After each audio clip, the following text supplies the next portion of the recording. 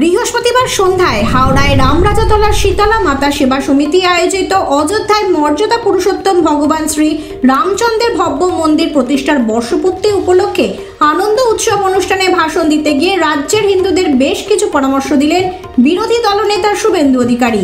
বাংলাদেশি মৌলবাদীদের সেদেশের হিন্দু ব্যবসায়ীদের বয়কটের জবাবে পাল্টা এ রাজ্যের হিন্দুদের নিজেদের মধ্যে লেনদেন করার পরামর্শ দিয়েছেন তিনি। শুভেন্দু অধিকারী কি বলেছেন শুনে নেব।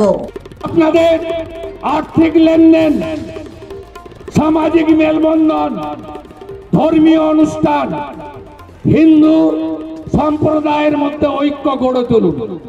আপনার অর্থ হিন্দুকে দিন, হিন্দুর অর্থ আপনি নিন। বুঝতে পারছেন আমি কি বলছি? বাংলাদেশের মৌলানা যদি বলে, কয়েকদিন আগে বলেছে এই সিল আর পরামানিকরা চুল দাড়ি কাটে, আমরা ওদের কাছে কাটবো না। মদকরা ময়রারা মিষ্টি তৈরি করে, আমি ওদের কাছ থেকে মিষ্টি কিনবো না, বাড়িতে মিষ্টি বানাবো। তাহলে উল্টোটা আপনাকে কি করতে হবে বুঝতে পারছেন? হেমন্ত বিশ্ব শর্মার বক্তব্য ব্যবস্থাগুলো দেখতে পাচ্ছেন। 16 লক্ষ রোহিঙ্গা চিহ্নিত করেছেন। কাউকে ডিটেনশন ক্যাম্পে পাঠানোর দরকার নেই, ডি করে দিন, ডি ভোটার করে দিন, রেশন বন্ধ করুন। রাষ্ট্রে দু রকমের লোক থাকবে। সিএএ বলেছে আমরা ধর্মীয় উৎপীড়নের কারণে আফগানিস্তান, পাকিস্তান, বাংলাদেশ থেকে হিন্দু, শিখ, জৈন, বুদ্ধিস্ট, পার্সি, খ্রিস্টান যারা আসবে তারা এই 7টা কমিউনিটি, তাদেরকে আমরা সমনাগরিকত্বের মর্যাদা দেব।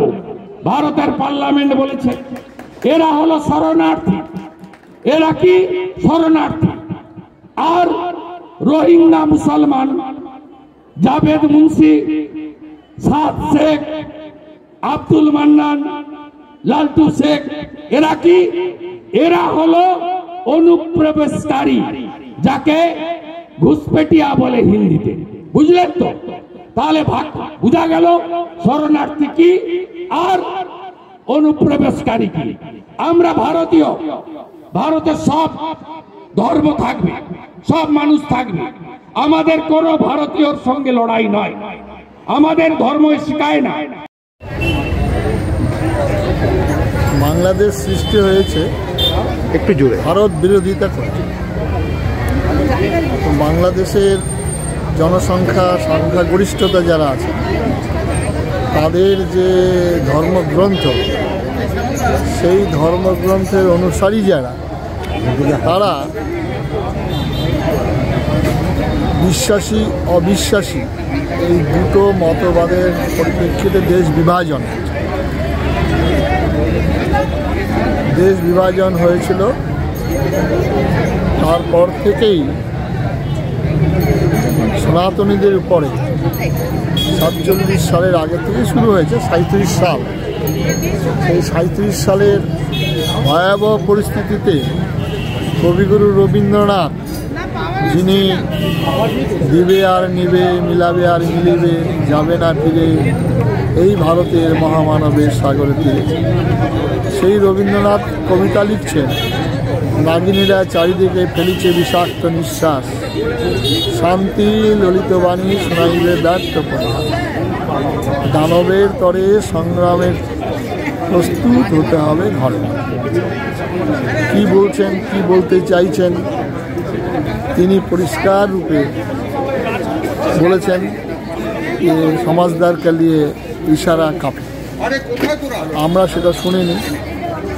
আমাদের ভগবান রামচন্দ্রের জীবন থেকে, ভগবান কৃষ্ণের জীবন থেকে, ইতিহাস থেকে ভারতবর্ষের সনাতনী হিন্দু সম্প্রদায় কোনো শিক্ষা গ্রহণ না করার ফলে আজকের এই পরিবেশ তৈরি হচ্ছে।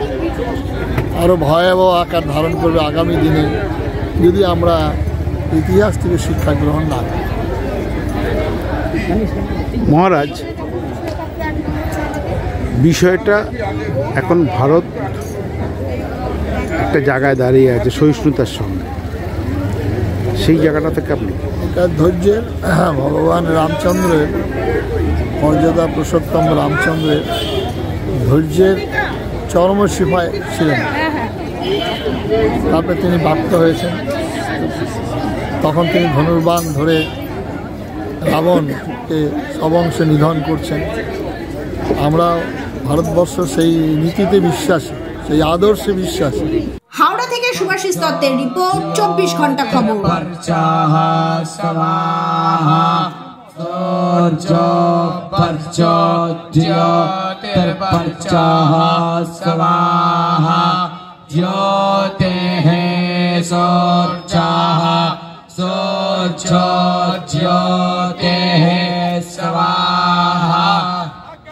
देवता पातो देवता सूर्य देवता चंद्रमा देवता पशवो